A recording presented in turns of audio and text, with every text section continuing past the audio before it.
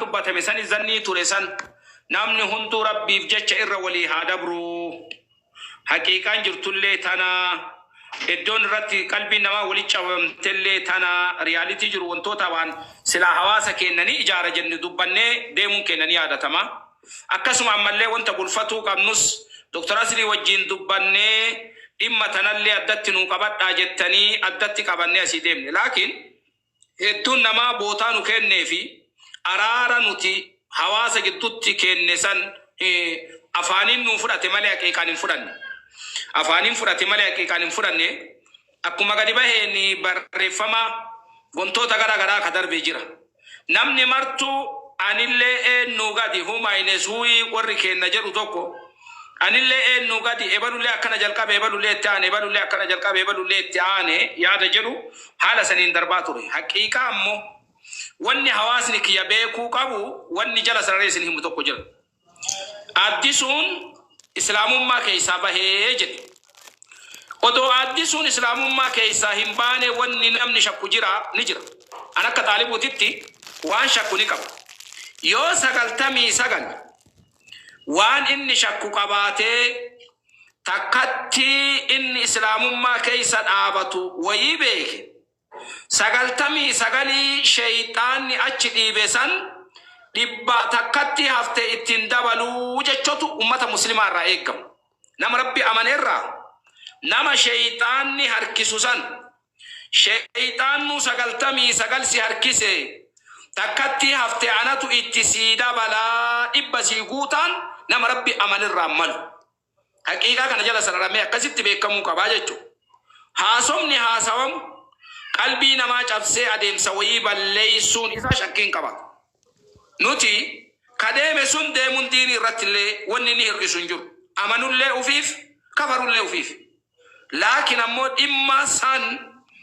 إسنينو ديما جرى جنة واجتدبلون أمو نوران إقام وان تاتف أما فأبليس كينا أبدي كليس اللي ديني الأفنان أبليس كينا جنة وفي كبنة أكسما أمالي ركون الرجيناني على نجنة فرانة haga hunnati wanda ndamen ko danamu fudatu kabulle fudanne garwani sun amma galma ga hewo ka fayani sa intumran amma yerodu bisukana na dukku bajaratu abdi ki ayo si dukku belle dukkumni qama sancala kasammu kana tusimida yo wan fete taate hawasa islama tusega jira ko tunu ofsi jenne hala isa dukkubun dukkuba ufisan ufitti gadi qabate do kana dufi haqiqat kana kasibbe kamuga silanu rakkotu iben qama sala nama qabe sala nama fitachiisa fi male yero amman tana fayya isa dursine yalle kane hanqisulle ballesulle dogongorulle wan goyi dalagulle akasitti dubbanna male hala inni qaman dukkubsate qamni isa waddame hasawa biro hasawun namni biro isa kumatun silanu ramal amma guutuji ke aguma hafte ol qabani jiran guutuji ke aguma hafte ol qaban jirani wanni akka wali galaatitti gamanattis hanqoo jiru laalleer gamanattis gama abdiitiin illee hanqoo wayi jira gama haydariitiin illee hanqoo jira akkasuma badarriitiin namoota biroo irra caalaa namoonni hawaasni kee hubatuu qabu hanqoon abdii bira jira jennu caalaa adeemsii fi haasawaa fi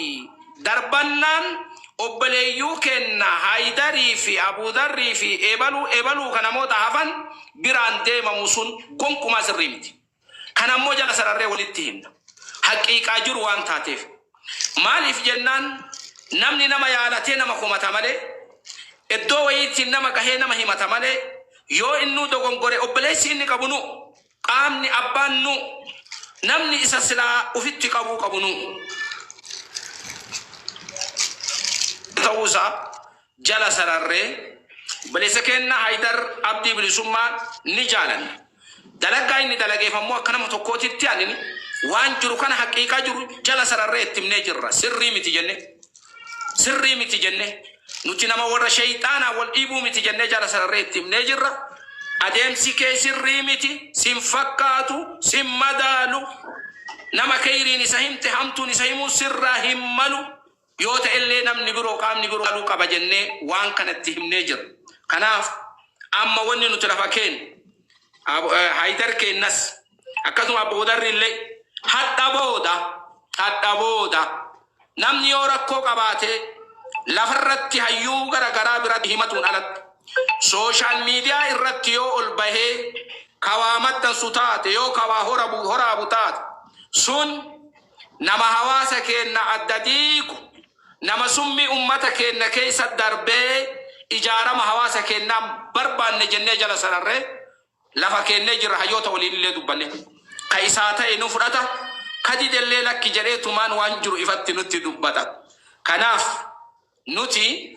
maqaa diinii himannee ulamaa'i uf keessa kennee namoota akka doktora kennaa akka ustaada kennaa Sheek Riyaadi namoonni kunniin bootaa jirutti yoo akkuma Hajjasan Ali wale jedhe san hayyuu tokkoon hawaasa ijaaramu argine ka ufi hayyuun jiru hawaasa diigamullee rabbi nutti fide jecha yoo taate malee nuti sadarkaa kana keessatti nama loluu miti. Kanaaf gama Haydar Abdii bilisummaatiif Abu Zarrillee wanni isin haasoftaniif wanni isin possottan gonkumaa isin madaalu adeemsi sun sirrii miti biraa galaati dhiifama waan daladdan keessatti obboleessa kenna abdii nu gaafadhaa jecha isin irraa barbaada. Abdii kennas ni jaalanna obboleessa kenna obboleessa qabnu keessaallee ka kunuunsa barbaadu dhalattuudha waan taateef akkasuma ammallee nama dhallee qaamni isaa miidhamee waan jiru kana keessatti kunuunsatti hajamu islaamummaatti dhufutti kunuunsa hajama fayyaa isaa dhabuu keessatti qormaata isarra gaheef kunuunsatti hajamu lachuttuu kana ta'ee osoo jiru waan argame obsee akkuma kaleessa obsesan eekanaa nuun gaatutu ture malee wanni kun Haydariif ebaluuf jedhee wantoota mallaqa tiraansfarii ta'e kasanuu fedhii ofii irratti ta'e waan kaleessa kallattii kamiinuu tolaa walii dalagan san deebisaniituma waan sammattan sun sitti gama kanaan hin gammannelle waan kana sirrii hin dalagnelle dhiisii jenneeni adeemsisu sirrii miti jedhee odoo ani hin dubbisiniin dura aninuu waan fedhe abbaan fedhe maqaa kiyya haa kaasu ani eeganaa obsutu mala hawaasa abbaanaa ta'e ka haadhanaa ta'e kamataa irratti na baatee dhibee keena waliin dhibame sallaaluu qaba waan sammaxxansuu san itti uflaalee jira jedhee dura inumaayyuu barreeffama biroo barreesse walumaa galatti ammoo waan kana ammallee afaaniin nu dubbattan ammoonni nu barbaannu maali hundi namni rabbii isaa sodaatu namni hawaasni kiyya haa ijaaramu jedhu namni uflaaluu dhiisee hawaasa isaa laalu maaliif namni kun gamana godha jidduu lamaanitti eeganaa zanni waliin badaala namni rabbii kiyya sodaadhaa jedhu namni hawaasa kiyya ni ijaaraa jedhu namni yoo miidhamellee rabbirraa mindaa barbaada duniyaatti wanni ani barbaada deemu hin jiru jedhu waan qara maxxansee guutuu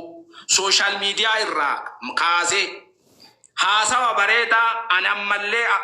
wali araaramnee jirra waan qalbii nama rabbi amalee fayyisu sooshaal miidiyaa irratti nu barreesse karaa kanaan ummata kana ijaaruuf dhufne waan kana Abu Darriin argatu dhabe malee namoota marattu himeera obboleessa keenya Haydariin illee waan kana yaadanii fudhadhallee jedheera ammallee nu dubbata wanni nu haasawa barbaannu an akkana ta'ee waan akkasiitiif akkana ta'ee sababa kana wanni nu barbaannu tokko hin jiru waan ulamaa'iin hayyuun islaamaa murteesse fuudhe